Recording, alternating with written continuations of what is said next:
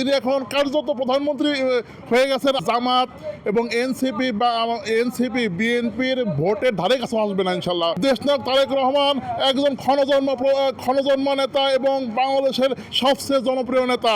দীর্ঘ 17 বছর স্বৈরাচার বাংলাদেশের নির্বাচন ব্যবস্থাকে ধ্বংস করে দিয়েছিল। বাংলাদেশের নির্বাচন বলতে কোনো কিছু ছিল না। বাংলাদেশের মানুষ আজকে 2024 গণ অভ্যুত্থানের পরে আমি একজন জুলাই যোদ্ধা, জুলাইয়ের অগ্রসেনানী হিসেবে ভূমিকা পালন করছি। আমি বলতে পারি বাংলাদেশের জনগণ 2026 সালের 12ই ফেব্রুয়ারি যে নির্বাচনের যে দিন ঘোষণা করেছেন বর্তমান অন্তর্বর্তীকালীন সরকার, এই 12 তারিখে বাংলাদেশের মানুষ একটা গ্রহণযোগ্য নির্বাচনের জন্য অধীর আগ্রহে রয়েছে। বাংলাদেশের মানুষ আমি মনে করি যে 90% মানুষ ভোট প্রয়োগ করবে। স্বৈরাচারী যুগে যেমন আপনার ভোট কেন্দ্রে কুকুর বিড়াল দেখা গেছে, কিন্তু আমি বিশ্বাস করি এই বছর মানুষ নির্বিঘ্নে ভয়হীনভাবে মানুষ ভোট প্রদান করবে। এবং আমি মনে করি 17 বছর পরে আমাদের নেতা দেশনায়ক তারেক রহমান বাংলাদেশে প্রত্যাবর্তন করছে এবং তার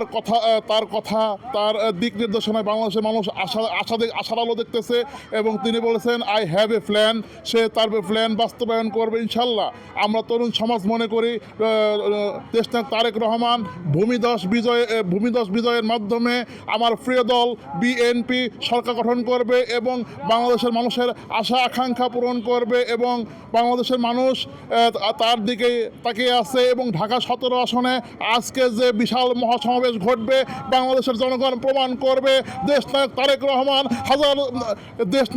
রহমান একজন ক্ষণজন্ম নেতা এবং বাংলাদেশের সবচেয়ে জনপ্রিয় নেতা। আপনারা দেখেছেন ইতিমধ্যে সিলেট, নরসিংদী, ব্রাহ্মণবাড়িয়া ভোর রাত পর্যন্ত যে সমাবেশ ঘটেছে। আজকে যেহেতু ঢাকার প্রাণকেন্দ্রে ভাসান থেকে সমাবেশ ঘটবে দিনের আলোয়, আজকে বাংলাদেশের জনগণ দেখতে পারবে তিনি কতটা জনপ্রিয় এবং কত লক্ষ লোকের জনগণ আজকে সমাবেশ ঘটবে। আমি মনে করি বাংলাদেশের জনগণ আজকে এই সমাবেশের মধ্য দিয়ে প্রমাণ করবে তিনি আগামীর অবিসংবাদিত নেতা হিসেবে নিজেকে আবির্ভূত করবেন এবং আগামী দিনে তিনি একজন প্রধানমন্ত্রী, তিনি এখন কার্যত প্রধানমন্ত্রী হয়ে গেছেন। আগামী 12 তারিখে শুধুমাত্র ঘোষণার বাকি। আমি মনে করি তিনি বাংলাদেশের মানুষের আশা আকাঙ্ক্ষার যতটুকু প্রতিফলন দরকার ইনশাল্লাহ তিনি ঘটাবেন। দীর্ঘ 17 বছর আমরা যে মাঠে যুদ্ধ করেছি, সেই যুদ্ধের প্রতিফলন হিসেবে 5ই আগস্ট স্বৈরাচার হাসিনা বাংলাদেশ থেকে বিদায় গ্রহণ করেছে এবং জামাত এবং এনসিপি বিএনপির ভোটের ধারে কাছে আসবে না ইনশাল্লাহ।